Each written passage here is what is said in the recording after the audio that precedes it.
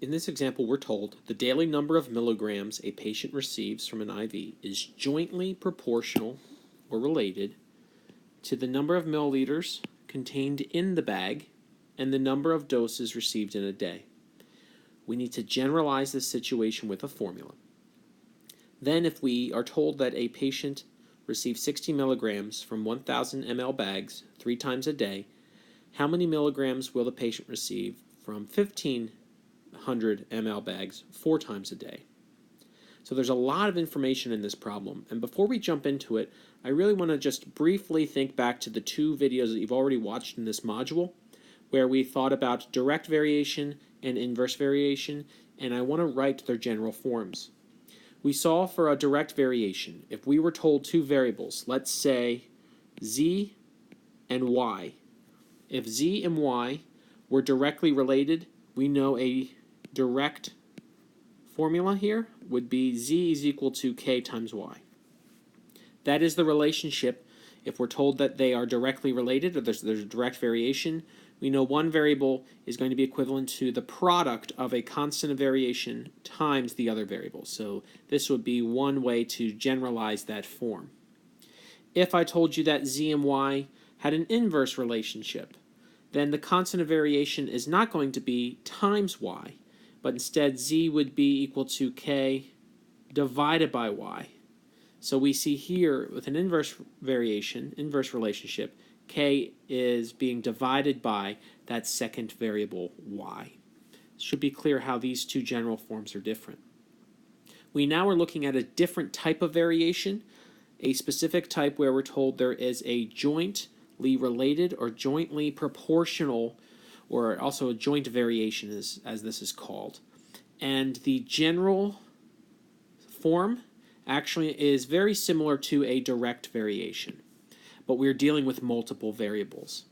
So before we can generalize this situation with a formula and look at the general form, we actually need to think about variables. What are the variables in this problem?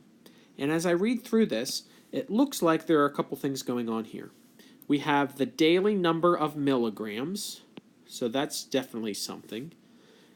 It's the daily number of milligrams a patient receives is jointly proportional to the number of milliliters contained in an IV bag, so that's another variable, and the number of doses received in a day.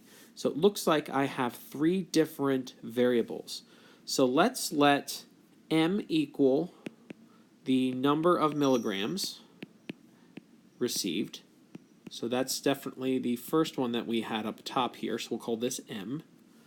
Then we had the number of milliliters contained in the IV bag, so let's say b for the number of milliliters in the IV bag,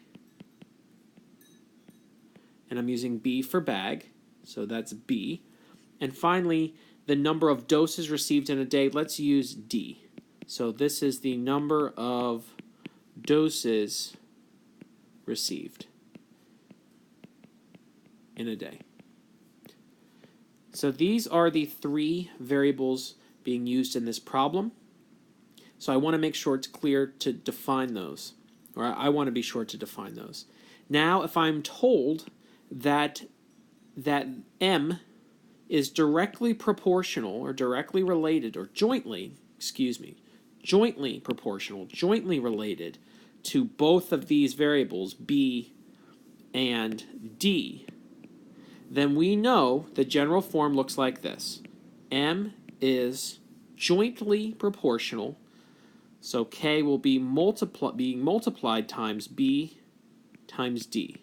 So it's very similar to a direct variation where a constant was being multiplied by the variable, but instead of being multiplied by one variable, we're actually multiplying it by 2, the product of b and d. So this is the general form. So what we need to be able to do to find a formula is to find, we need to find instances of m, b, and d when they're related so we can get this constant of variation. We have to find this constant of variation first. And if I look back into the problem, I see here if a patient received 60 milligrams from 1,000 ml, they received 60 milligrams from 1,000 ml bags 3 times a day. So in that instance, I'm told M was equal to 60. We see the bag size was 1,000 mLs, and the number of doses was 3. So I should be able to plug these 3 values into my formula, my general form. 60 is equal to some constant of variation times the bag size, which was 1,000, times the number of doses, 3.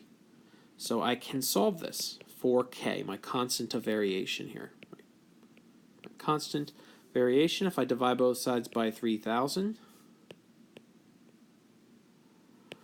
we're going to get K equal to 0.02. So that means for this problem, we can use the formula M equal to 0.02 times B times D. That is the relationship between these variables in this problem.